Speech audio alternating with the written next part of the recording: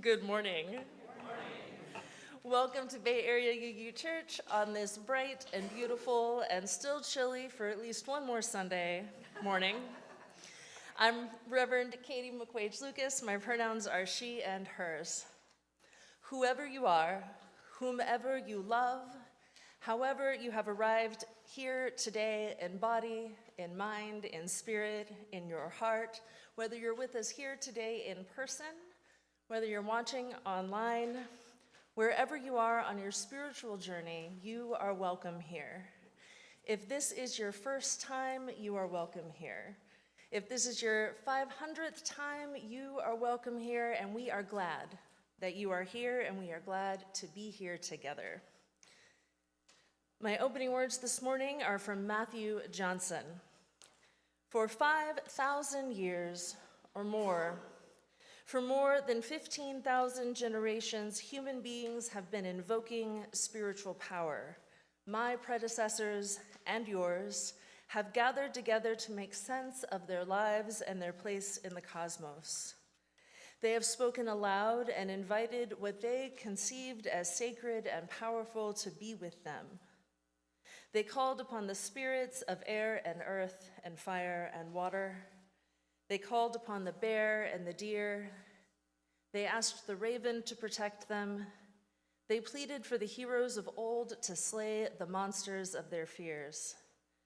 They sang the songs they learned from their grandparents and moved in the appointed ways or in ways that were new but felt like the right thing to do. They imputed power to these spirits and the memories of their heroes. They called them gods, and they were invoked.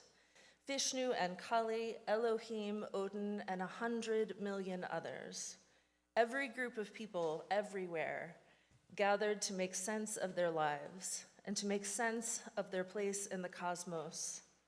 And they called their spirits to be present to them. And so do we. So do we. We gathered this morning to make sense of ourselves and this universe in which we live as best we are able. And we call ourselves to worship together. We invoke the power and wonder of life itself, to which all those spirits and memories of heroes pointed the way. We invoke the power which is, we know, always around, always with us, but which we sometimes forget about. We forget that we are part of the whole. We forget that we are stardust. We forget that we are capable of miracles, first among them that we can love.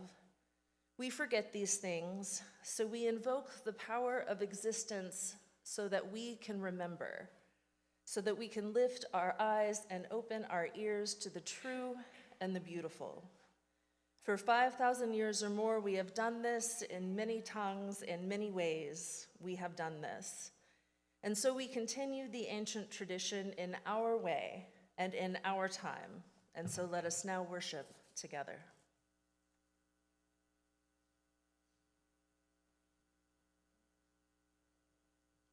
Hi there, I'm Jane Ebone, today's worship associate.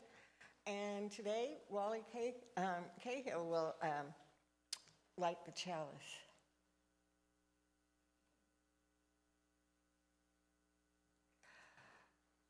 We light our chalice as a symbol of gratitude as we celebrate the abundance in our lives together. In this sanctuary, we harvest bushels of strength for one another and offer our crop with the hands of compassion and generosity. In the authentic and gentle manner of our connections, we cultivate a simple sweetness to brighten our spirits. May we be grateful for the ways we nourish and uplift each other, for it is the sharing of this hallowed time together that sustains us. Our opening song is hymn number 11, O God of Stars and Sunlight. It's in the gray hymnal.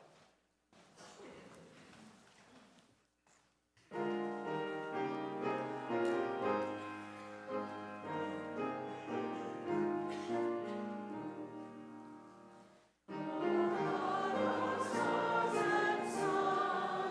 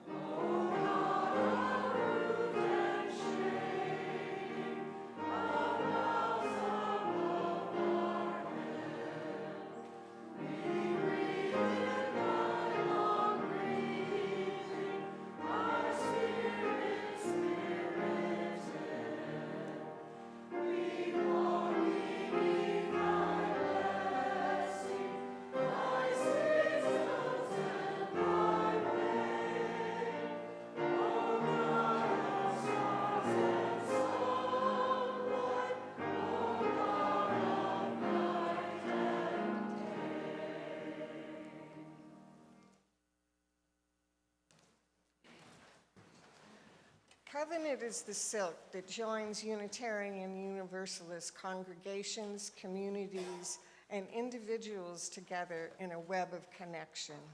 The practice of promising to walk together is the precious core of our creedless faith.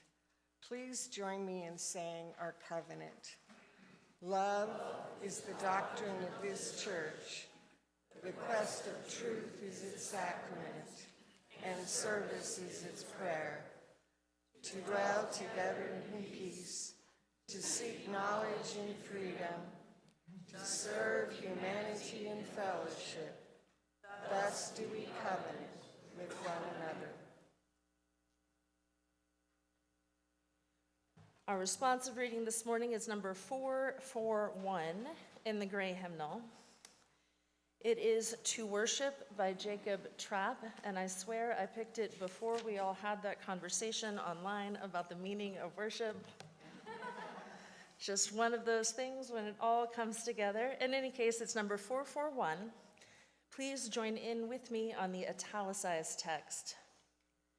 To worship is to stand in awe under a heaven of stars, before a flower, a leaf in sunlight, or a grain of sand.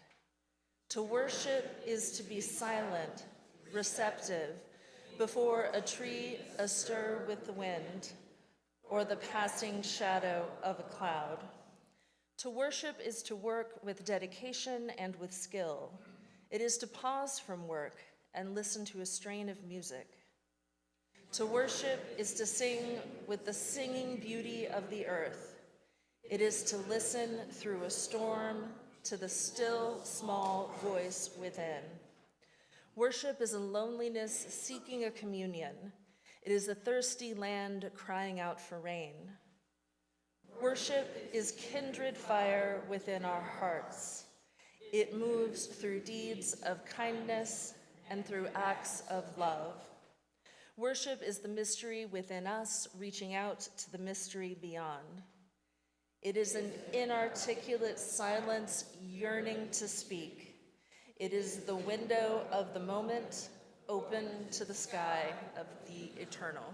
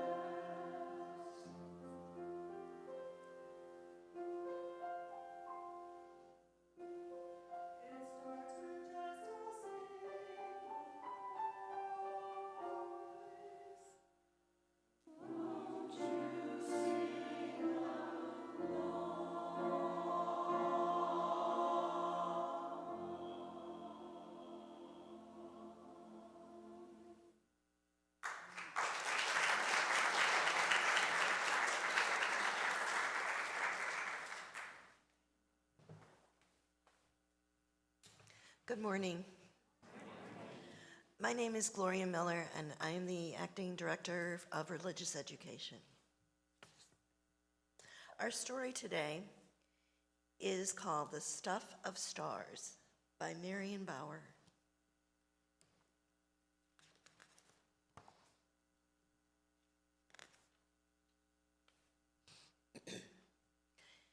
In the dark, in the dark, in the deep, deep dark, a speck floated, invisible as thought, weighty as God.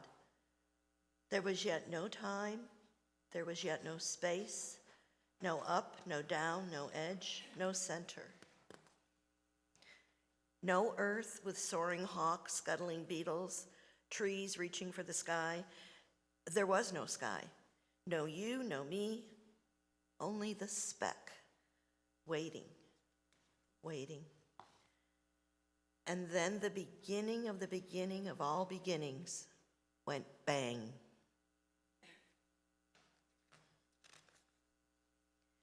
And in a trillionth of a second, our universe was born. A cloud of gas unfolded, unfurled, zigged, zagged, stretched, collided, expanded, expanded, expanded.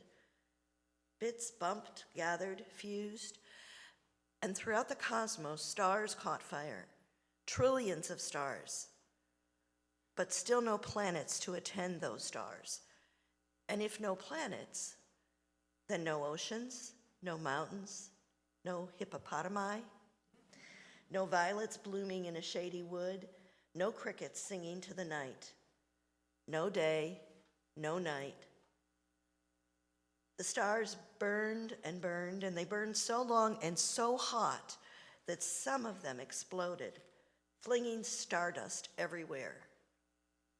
And the ash of those dying stars gathered into planets, and the planets circled other stars. But still, no bluebirds, no butterflies, still no snails, no giraffes, still no you, no me. The planets closest to their stars stayed very hot, and the ones far away grew very cold. But one lucky planet, a fragile blue ball we call Earth, was neither too far nor too near.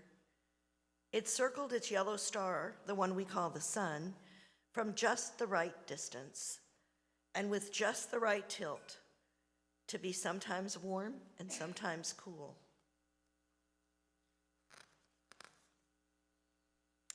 Perfect for turning that starry stuff into mitochondria, jellyfish, spiders, into ferns and sharks, into daisies and galloping horses. Again and again, stardust gave birth to stardust. Dinosaurs lived and died, making room for humans. Our great-great-great-grandparents and all before them lived and died, making room for more and more children. Then one day, in the dark, in the dark, in the deep, deep dark, another speck floated, invisible as dreams and special as love. Waiting, waiting, dividing, changing, growing, until at last, you burst into this world. You took a big breath of the same air that was once breathed by woolly mammoths. You cried tears that were once salty seas. Your hair, once the carbon in a leaf. You and the singing whales, the larks, the frogs. You and the velvet moss, the caterpillars and the lions. You and me loving you. All of us, the stuff of stars.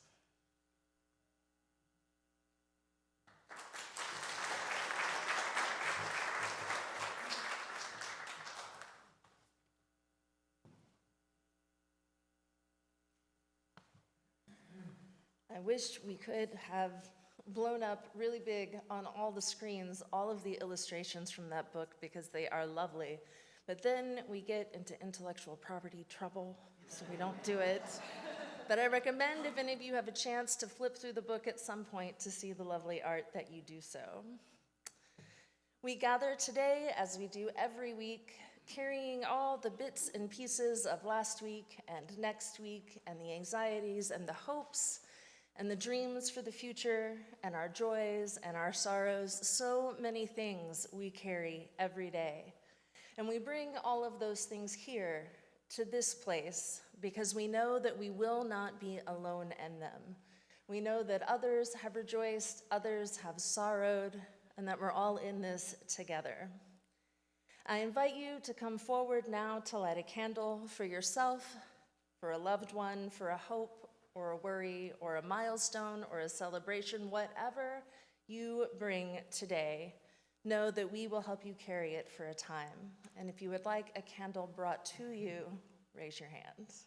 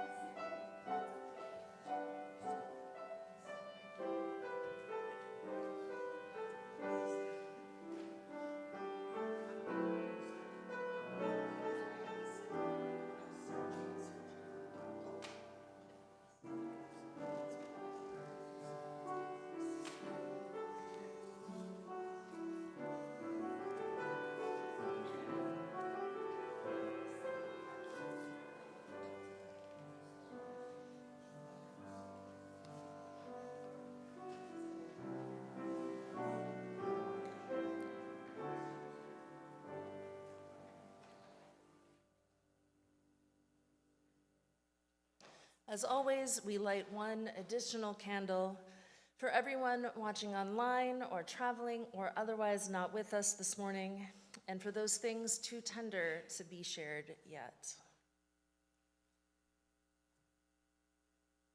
The prayer I bring you this morning comes from my friend, the very wise Reverend Jenna Crawford.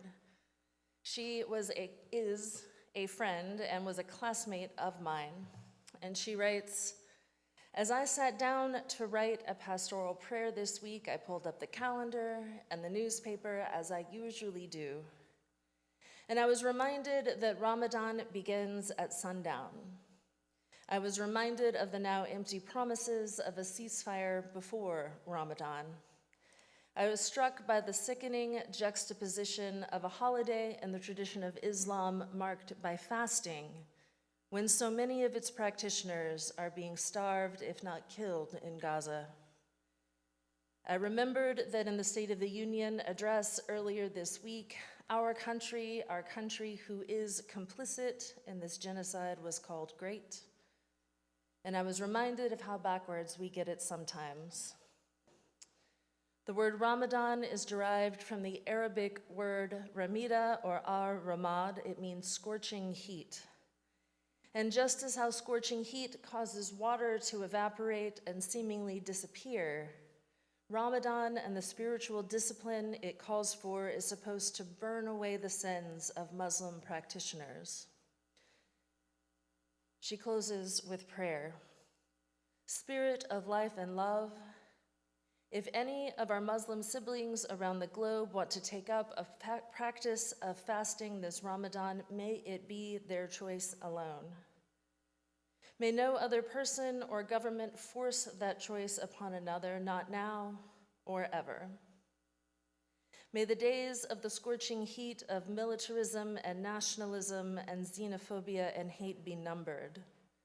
May they be replaced only with the scorching heat of the Spirit, which compels us always toward love and toward upholding bodily dignity. May our own sins as Americans, complicit too as we are, be burned away. May we change course fully and call for ceasefire, and call for immediate ceasefire, and call for immediate and permanent ceasefire. May our Muslim siblings and cousins, locally and worldwide, know peace this Ramadan. May it be so, blessed be, and amen." Let us now hold a few moments of silence.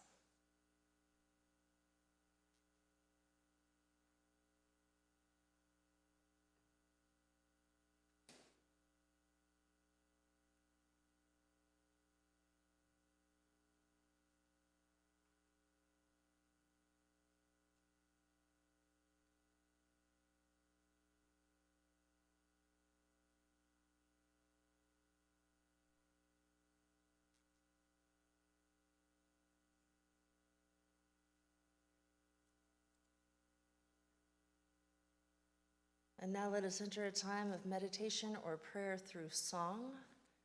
As we sing together, we breathe together, and it is number 8 in the gray hymnal. Please remain seated.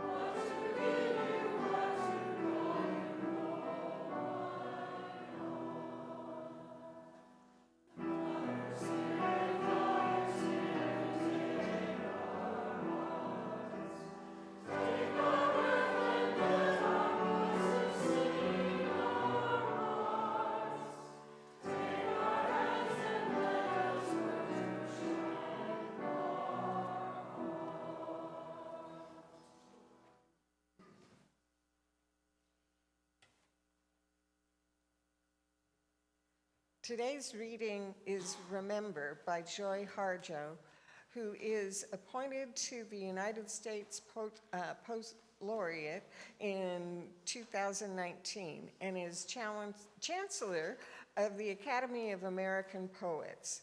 Born in Tulsa, Oklahoma in 1951, Harjo is a member of the Muskogee Creek Nation.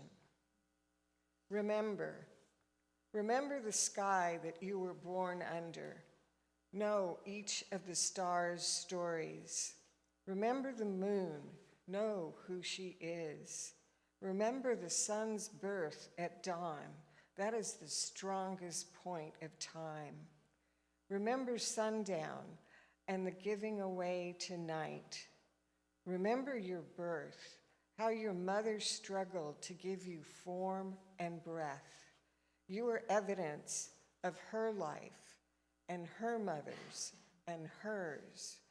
Remember your father. He is your life also. Remember the earth whose skin you are. Red earth, black earth, yellow earth, white earth, brown earth. We are earth. Remember the plants, trees, animal life, who all have their tribes, their families, their histories too. Talk to them, listen to them. They are alive poems. Remember the wind, remember her voice. She knows the origin of this universe. Remember you are all people and all people are you.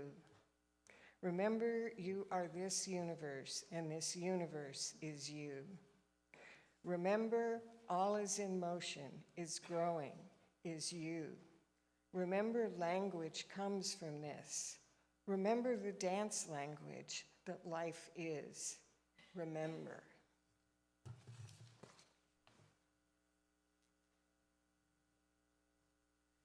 I didn't want to interrupt the prayerful moment right before our meditation hymn, but I do want to say that it's an interesting one to me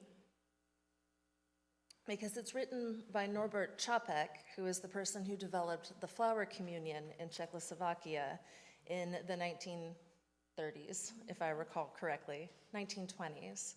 And I just think it's an interesting flavor of Unitarianism that's a little bit different from ours here in the United States. In any case, if you ever pull out the hymnal to sing, you'll notice author and composer information down at the bottom, and it can be interesting to track down who those people were and who they meant to us at different time periods in our history. In any case, there are a lot of definitions of the word religion floating around out there, especially in academic realms, because there's real arguments about this and about the way we use the word today and what it might have meant in other times. The way we talk about it is pretty heavily influenced by a few centuries of really specific anthropologists and colonialists and what they thought religion was.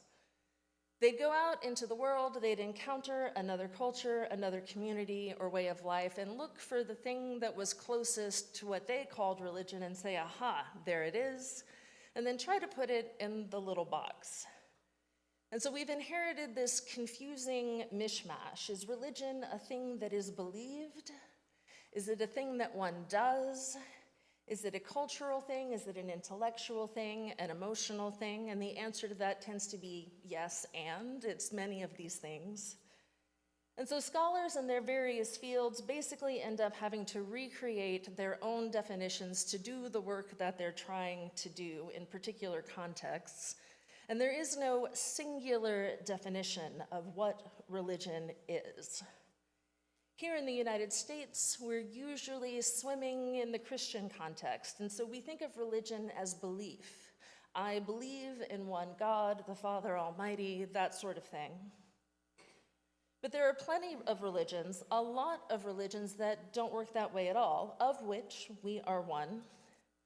There are a lot of contexts in which what one does is much more important than what one is thinking about what one is doing or believing about what one is doing, because to do the thing is to participate in a shared way of life. Our religious stories, the way we talk about religion, convey that we are a people of a particular place, a particular community, a particular time. There is a dialogue written by Cicero on the nature of the gods, and one of the characters just says, "I am a cotta and a pontiff." And we're all supposed to know what that means and what that means about what he does and what he believes. And by that, he means this is his family, this is his position in society, and he does all the things that go along with that without thinking too hard about whether he believes in religion. And so in many ways, religion exists to put ourselves in the world's story. We're human beings and we're storytellers and we are relational by nature. We meet each other for the first time and we say, "Where are you from? Where did you go to school? What do you do for a living? Who are your relatives? Do we have any acquaintances in common?" It's our first instinct to place you here and me there and figure out our shared story. We think about ourselves in narratives. We write and we rewrite our stories, and we tell those stories differently as we change and as our lives change, as we learn and grow. But our stories anchor us. And religion is one of the many ways we human beings have found to anchor ourselves, to tell ourselves and the world something about who we are. Arguably, the purpose of religious ritual in most circumstances is to engage that story, to enact how we want to be in the world.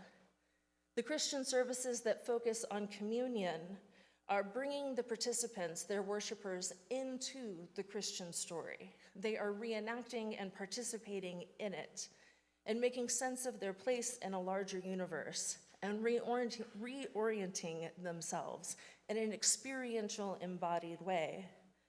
The Protestant services that do a little less communion and a lot more preaching are doing the same thing, but with words. It's a more intellectual approach, but it's still finding oneself in the story, just with the mind more than the body.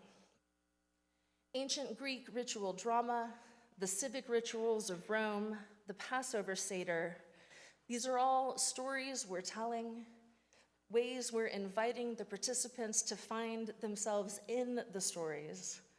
Spiritual practices such as meditation and various kinds of devotional prayer seek to reveal the reality of the universe and again, find ourselves in it. And certainly what we do here in this building on Sunday morning is aimed towards orienting ourselves in the world and finding ourselves in the story of the universe. But where is our story and our non-creedal Unitarian Universalism? And how does our religious community help us orient ourselves in the world? William Murray was a humanist UU minister, and he was active for a few decades at the end of the last century and a little bit into this one. He actually began his life as a Southern Baptist and became a Southern Baptist minister, and I would love to know more of his story because that has to be a journey from Southern Baptist minister to being the first recipient of the Unitarian Universalist Humanist Association Lifetime Achievement Award. There's a story in there somewhere. And in his work and his writing, he really focused on religious humanism, but he noticed the tendencies to be a little self-centered, a little individualistic, and how hard it was to engage with the world with ethical depth from a place of human-centered focus. And he thought it needed a counterbalance, a counterpoint, and he thought it needed a story, a mythos, a way to find ourselves not just as individual humans, but as part of the larger reality. And so he called for a religious naturalism to be revived in UU land to balance the humanism. Traditional religious humanism has to some extent seen us, we human beings, we're in charge of our destinies. We are part of a narrative of progress, and we have some control over the world around us. And he thought we needed to be reminded that that is not actually always true. He thought we needed to be reminded that we are part of a universe we don't fully understand, and we certainly don't control. And in the beauty of the natural world, he thought there we could open ourselves to wonder and gratitude and humility and reverence. And there's a rich history of seeking the religious and the spiritual in nature within our tradition of Unitarian Universalism. In 1838, Ralph Waldo Emerson addressed the graduating class of Harvard Divinity School, and he told the story of a dreadfully boring Sunday morning. And the minister was standing, droning on and on and on, and Emerson just looked past him and out the window. And he said the snowstorm was real, the preacher merely spectral, and the eye felt the sad contrast in looking at him and out the window behind him into the beautiful meteor of the snow. Emerson thought the preacher wasn't speaking of anything meaningful in particular and sought the reality of the world outside as a counter. And so that poor man has gone down in history as one of the great all-time Sunday morning bores, and it's really tragic. And I will say I feel compelled to defend the poor Reverend, I think it's Barzillai Frost. He might not have been the public speaker Emerson was, but he was known for his social activism and his kindness. So I do want to defend him a little bit. But regardless, Emerson had begun his speech to the Divinity School students with a meditation on the beauty of the summer. It was July in New England. And he talked about the mystery of nature, inviting all of them into awed respect at the perfection of the world, prompting deeper questions about the universe and ourselves. He said, "When the mind opens and reveals the laws which traverse the universe and make things what they are, then shrinks the great world into a fable of the mind. What am I and what is?" asks the human spirit with curiosity new kindled but never quenched. "Behold these laws which our imperfect apprehension can see tend this way and that, but not come full circle. Behold these infinite relations, so like, so unlike, many yet one. I would study, I would know, I would admire forever. These works of thoughts have been the entertainments of the human spirit in all ages." For the religious naturalist, the person who finds all of religion in nature, nature is enough. There's nothing outside of nature, there doesn't need to be, because it's all contained. And nature itself is sufficient as a source of mystery and awe. The world is full of wonders, enough wonders, and there is scope for Emerson's questions. What am I and what is? There's room to explore all the whys and wherefores and to do it using our own human tools, our senses and our minds. And so the unfolding of the universe is a cosmological story, a mythological story we can share, into which we can delve to understand the world around us and the world within us. And I want to be clear that this doesn't rule out bringing other stories to the table. And a shared story doesn't always require a shared meaning. If it did, we wouldn't have such a profusion of religions under every umbrella. Even the groups who believe and share in an identical scripture, same translation, same everything, vary in their priorities and their interpretations. There's nuances in our shared story. There's room for those who do find something holy and the creative force underneath the unfolding universe. Theologians such as Henry Nelson Wyman saw the divine in that principle of creative transformation. Robert Corrington sees it in the as yet unrealized possibility that is always behind the unfolding. There are those who would name the totality of all nature as God. That would include contemporary process theologians, but it goes all the way back to Spinoza and to the Stoics before him. And there are those who don't need to name anything divine at all because nature is, in itself, sufficient. Ursula Goodenough is one of these, and she's a biology professor and religious naturalist who wrote a really lovely book called The Sacred Depth of Nature. And in it, towards the end, after she writes about biology for a time, she writes, "Imagine that you and some other humans are in a spaceship. roaming around the universe looking for a home.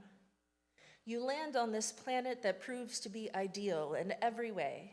It has deep forests and fleshy fruits, and surging oceans and gentle rains, and cavorting creatures and dappled sunlight and rich soil.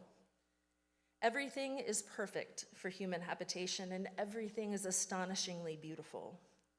This is how the religious naturalist thinks of our human advent on earth. We arrived but a moment ago and found it to be perfect for us in every way. And then we came to understand that it is perfect because we arise from it and are a part of it. Hosanna, she writes, not in the highest, but right here, right now, this. When such gratitude flows from our beings, it matters little whether we offer it to God or to mystery or coyote or cosmic evolution or Mother Earth. And so there's room for all three under the immediate umbrella, for God to be underneath, the whole, or not present at all. But what I think is so interesting about us as Unitarian Universalists is that we have even more room than that.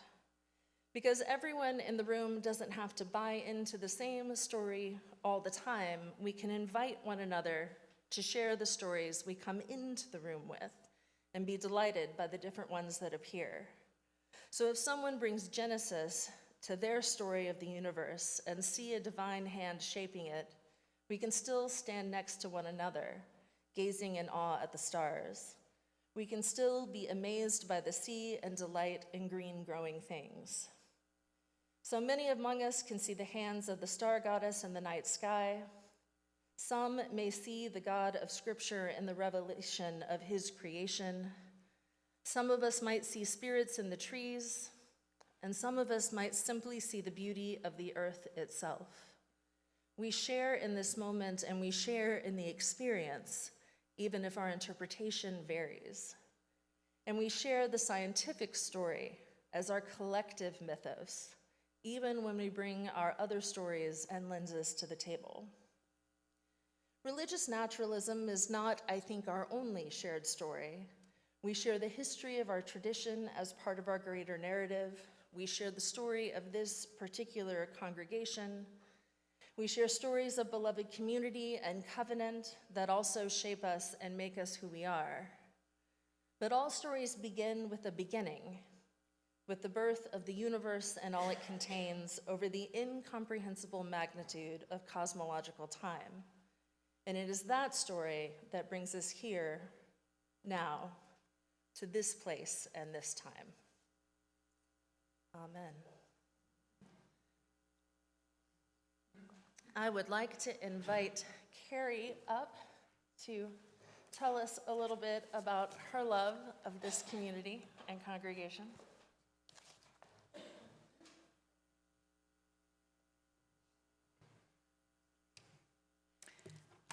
Hi, my name is Carrie Stromberg, and I'm here today to share my story. I have lived in the Alvin-Manville area all of my life, minus some time away for college. While I love my hometown, it is quite a bit less metropolitan than the Clear Lake area is. It is and was very red and very religious, but only of the Christian persuasion. Growing up, my family was best characterized as anti-religious. According to my dad, churches were filled with holy rollers, hypocrites, and crooks. Cue Jim and Tammy Faye Baker to reinforce his beliefs. Dad was an avid hunter and would proclaim that the only church he needed was the forest, and that nowhere else on earth did he feel connected to God. So church, religion, and community service were not in my vocabulary as a young person. But neither was a predefined unilateral truth or dogma. And for that part, I'm eternally grateful. However, organized religion was an integral part of all of my friends' lives. I remember being quite annoyed about this gap in friend availability that would occur every Sunday morning because they were busy with church. Eventually, we managed to pester parents enough to give in on Saturday evening sleepovers, and eventually I ended up as a tag-along to various churches with various friends on many a Sunday morning and some Wednesday nights. At one point or another, I attended services at a Catholic church, a Lutheran church, a Presbyterian church, a couple of Baptist churches, a Methodist church, a Church of Christ, and even a Pentecostal church, until the Sunday school kids joined the main service one day, and I witnessed what I now know were people speaking in tongues. I never went back to that church. My most heavily frequented church was my best friend's church, which was an Episcopal church. I went there so often that they made me an acolyte, even though I wasn't baptized. They let me sing in the choir and hooked me into attending their summer camp and teen church dances. In these experiences, I definitely saw examples of the hypocrisy and self-righteousness I was raised to believe churches were filled with. As I listened to sermons and lessons about how the world was made, how to get to heaven, and how we urgently have to spread the word to save others' souls, I found myself thinking, how do you know? How are you certain? How are you so certain that you would tell others that they were going to go to hell unless they bought into the stories that you were preaching? So 70% of the Earth's population that believes otherwise is doomed to eternal damnation? That made no sense. On the other hand, I also saw a different side. I found some of the kindest people in some of those pews, with wide open hearts, if not open minds. I saw people trying to be better versions of themselves. I saw communities of people that supported each other in various ways. As I entered my 20s, I decided that spending time in church was pointless for me. I basically decided that no one will ever know for sure the truth until we pass on, and to blather on and philosophize about how we should live based upon what may or may not be true did not work itself into my high achievement, work full-time by day, go to college full-time by night lifestyle. I felt like I didn't need church to be a good person. I could just use reason and empathy to guide myself. However, I also decided one day when I had kids, I might need to reconsider the prospect. I knew that even though I could turn off spiritual concerns like a spigot and be totally comfortable with it, no one really knows the answers to these questions, just be a good human. Not everybody can. My future children might have a spiritual hole to be filled, and I know I didn't want just anyone filling it. I used to joke that one day I was going to make my own church, and we would just read up on all sorts of religions and philosophy books and find the pearls of wisdom in each one. Clearly, I'd never heard of Unitarian Universalism. That all changed one day when I heard a radio ad on NPR, driving from that full-time job I mentioned off to my college night class. The ad was put out by the Unitarian Universalist Church. I don't remember exactly what it said, but it asked several questions along the lines of, are you tired of going to a church and not being able to ask questions about the things that make no rational sense? Do you want to go to a church where everyone is welcome regardless of whom they love? Do you believe that there might be more than one right answer regarding God and the universe? I found myself nodding yes to every question as if it was some awesome as seen on TV sales pitch. So I told my friend Kim about what I had heard, and we looked up and found out that we had a few in our area. We made a plan to visit Bay Area Unitarian Universalist Church. I think I was about 21 years old at that point. We visited and we enjoyed it. She was much more churched than I was. She was a Church of Christ member returned from working with Habitat for Humanity in Costa Rica, but was growing tired of the sexist rhetoric and was looking for a change. The message that day, oddly enough, was on stewardship. I was busy soaking up the environment and being amazed by the Order of Worship's calendar, making us that marked a spiritual discussion group that met weekly at a beer garden. Sold. My churchy friend, who was paying attention, assured me that it was the best money talk she had ever heard at church. Full of purpose, absent the guilt of eternal damnation. I went home and told Joe about it. He grunted. He wasn't into the religious thing much either and dreaded the idea that he might have to talk to people if we went to something like this with any regularity. So we tabled it. I decided it was an awesome place, but I didn't have time for it in my life at that point. But that one day when we had kids, I'd be back. Fast forward 10, 15 years. Zane was 5, Sophie was 3, and I was very pregnant with Stella. We had hired a friend of ours nieces to come watch Zane and Sophia for when it was time for Stella to be born. When the day arrived, it was the weekend before Easter weekend. The babysitters were girls that were very involved in their own church and had asked if we minded if they took the kids with them to their Methodist church service on that Sunday when they were babysitting. We approved. When we brought Stella home a few days later from the hospital, Zane could not wait to tell me about what he had learned at church. He told me all about the life, death, and resurrection of Jesus in excruciating bloody detail and how Jesus was God.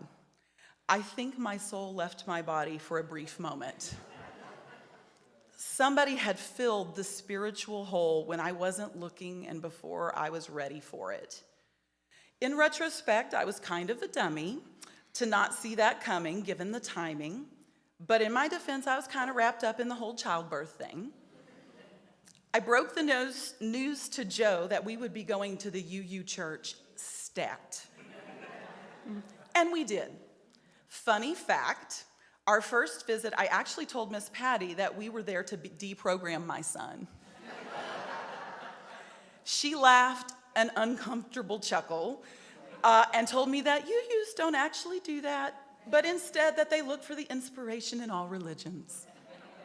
Props to Miss Patty, that was a solid answer. So that was nearly 10 years ago. We spent the first 5 years sending our kids to RE, dodging eye contact so that we wouldn't have to talk to anyone, and slipping out as soon as we got the kids. Y'all are lovely people, but church small talk was a terrifying prospect for us. But y'all were persistent.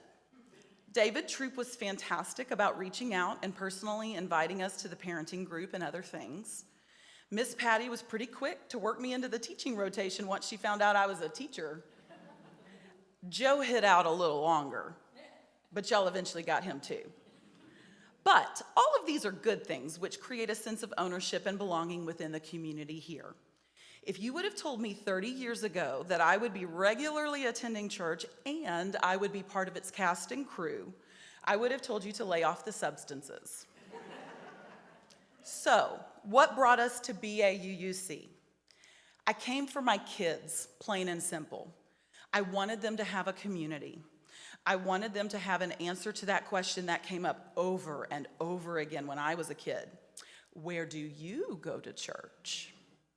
I wanted them to be able to competently discuss various religions with respect and insight. I wanted them to have a place to self-reflect and grow into better humans. I wanted to fill any spiritual hole that they might have in their lives with positive, inclusive messages. What I didn't expect is that I would get something out of it too. So, this brings me to why do I stay? I came for the kids, but I stay for myself. I find that as a working mother of 3, I give, and go, go, go. It is so nice to sit, listen, and think. It is so nice to sing a thoughtful song. I stay for the peace and reflection time that Sunday service brings. I stay for the community. I stay for the prospect that one day, when the kids are just a little older, I might finally be able to join one of those great discussion forums that sounds so amazing, or join a book discussion group here. I'm so glad to be a part of BAUUC, which offers a wide array of growth opportunities for mind and spirit, not just for the kids, but for me. Thank you so much for listening to my story, and I look forward to hearing yours.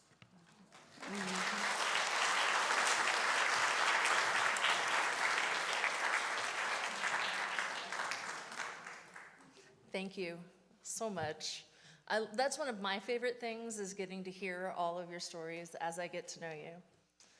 Now is the time in our service where we practice both gratitude and generosity, reflecting on what we have and what we might be able to give to this community. And I remind you all that it is also pledge season, so if you need to slip that right in the plate, we'll take it that way. You can also pledge online and all of those things. In any case, now the offering will be generously given and gratefully received.